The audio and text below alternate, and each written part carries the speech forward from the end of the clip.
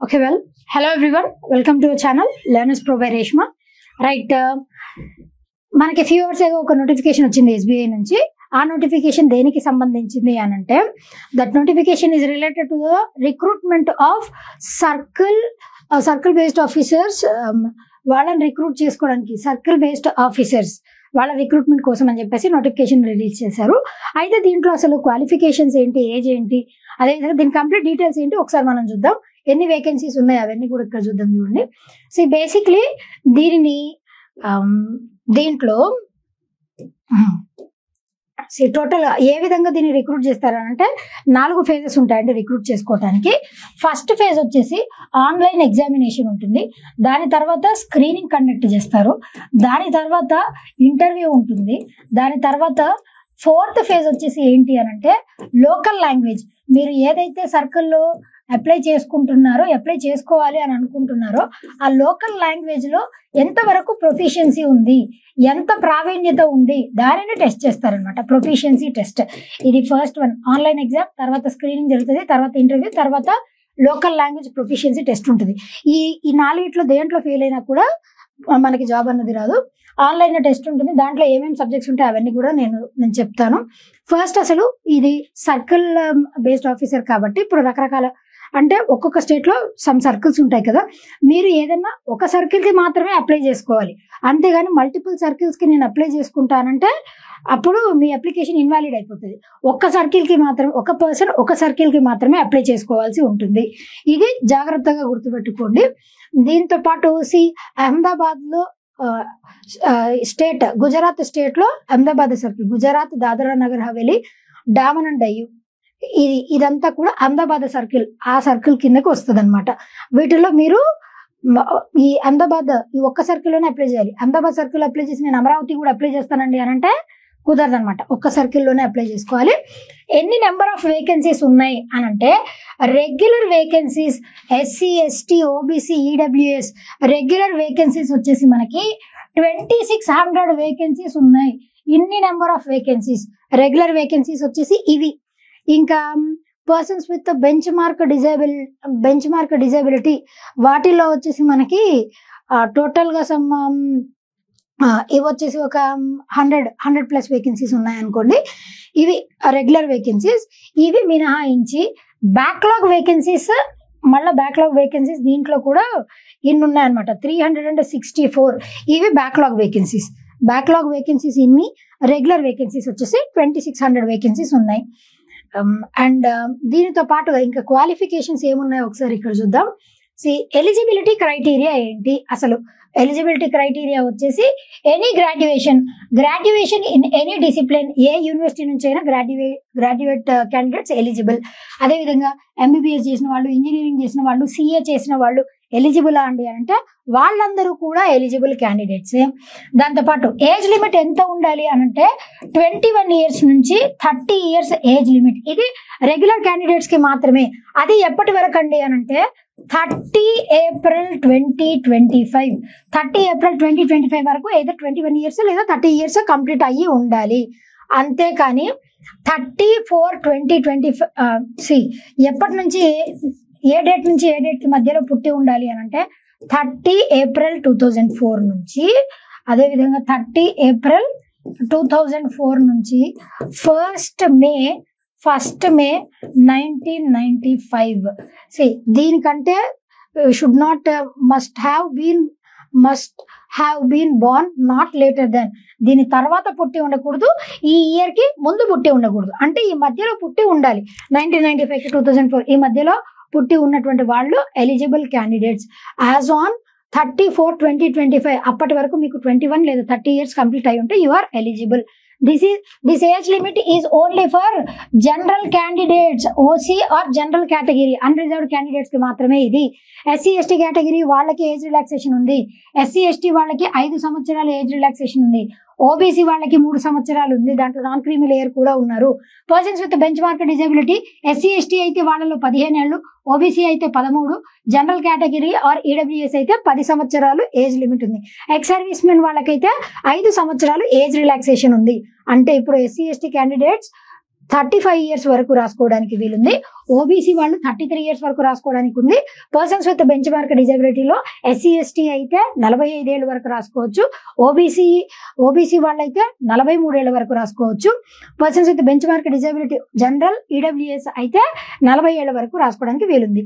Ex service men అయితే 35 years వరకు కూడా వాళ్ళు eligible. They can write this examination, apply for this examination.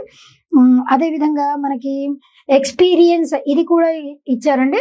Experience కూడా కలిగి ఉండాలి ఈ జాబ్కి. ఖచ్చితంగా మినిమం 2 సంవత్సరాలు ఎక్స్పీరియన్స్ ఉండాలి. Post essential as on officer in any scheduled, ఏ విధంగా అనంటే ఏదో ఒక షెడ్యూల్డ్ కమర్షియల్ బ్యాంక్లో లేదనంటే ఏదైనా ఆర్ఆర్బీలో కానివ్వండి, కమర్షియల్ బ్యాంక్లో కానివ్వండి, ఖచ్చితంగా మినిమం 2 years ఎక్స్పీరియన్స్ కలిగి ఉండాలి. అది ఇచ్చారు. This is very very important one.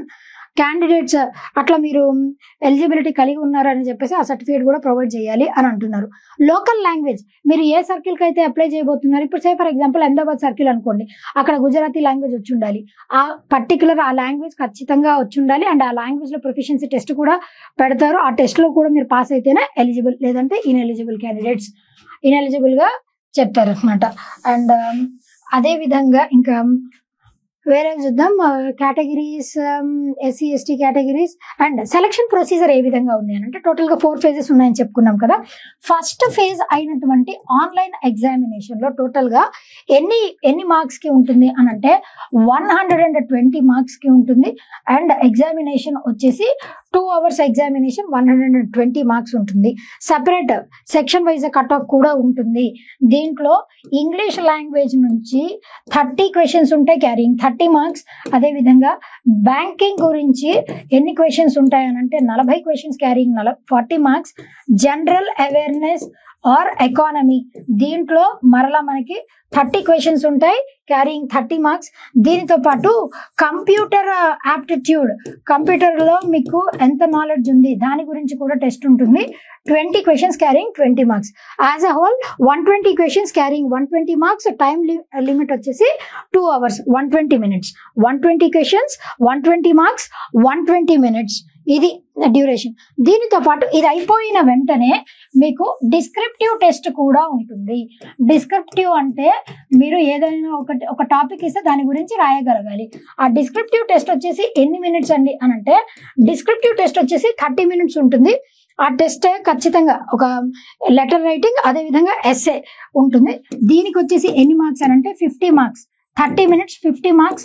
ఖచ్చితంగా మీరు ఆన్లైన్ కంప్యూటర్ మీద ఇది రాయాలి. పెన్ను పేపర్ పెట్టి రాస్తా అంటే కుదరదు అనమాట. అదేవిధంగా there will be no penalty mark. ఇక్కడ నెగిటివ్ మార్కింగ్ ఏమీ లేవన్నమాట రాంగ్ ఆన్సర్స్కి.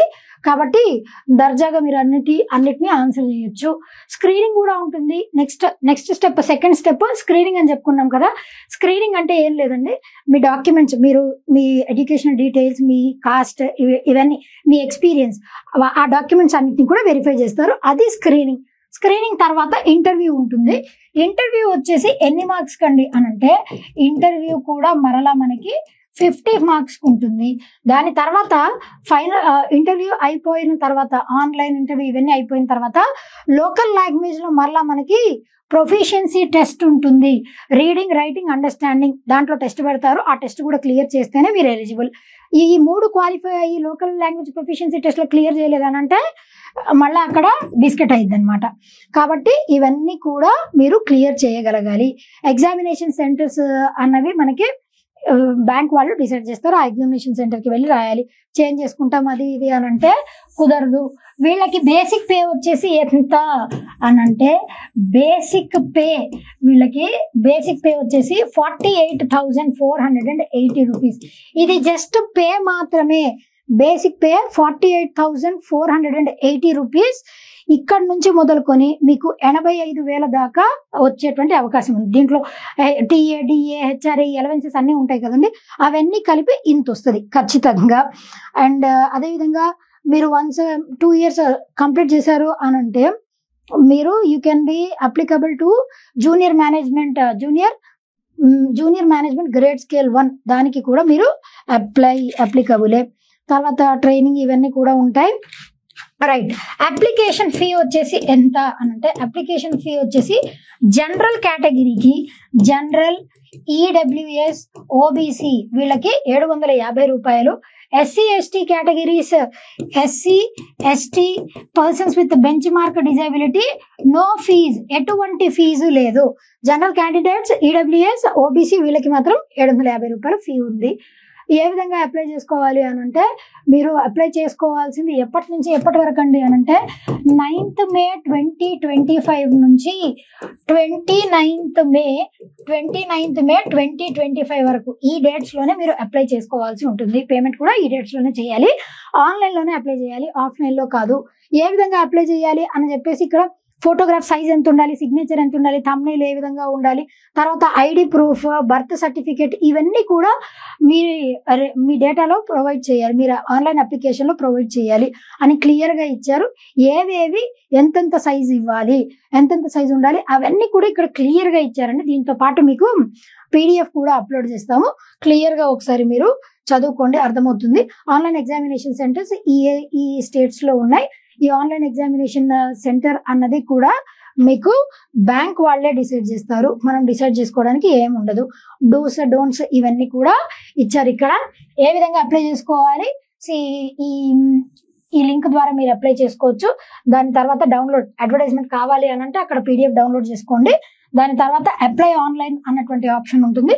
ఆ ఆప్షన్ మీరు అవైల్ చేసుకొని అప్లై చేసుకోవచ్చు. ఇది దీని గురించినటువంటి details. Educational qualifications, age limit, fee, అదే విధంగా ఎగ్జామినేషన్ ఏ ఫేజ్ లో జరుగుతుంది, డేట్స్, ఇవన్నీ కూడా క్లియర్ గా నేను ఎక్స్ప్లెయిన్ చేశాను. ఇంకా ఫర్దర్ గా మీకు డౌట్స్ ఉన్నాయి అని అంటే దీని కింద ఈ డిస్క్రిప్షన్ లింక్ కింద మేము PDF కూడా అప్లోడ్ చేస్తాము. యూ కెన్ వాచ్, క్లియర్ గా చూసి ఎవరైతే ఎలిజిబుల్ క్యాండిడేట్స్ ఉంటారో, దీనికి ఖచ్చితంగా 2 సంవత్సరాల ఎక్స్పీరియన్స్ కావాలంటున్నారు. ఖచ్చితంగా అవన్నీ క్లియర్ గా చూసిన తర్వాతనే మీరు అప్లై చేయండి. ఎగ్జామినేషన్ కి బాగా ప్రిపేర్ అవ్వండి. All the very best and thank you.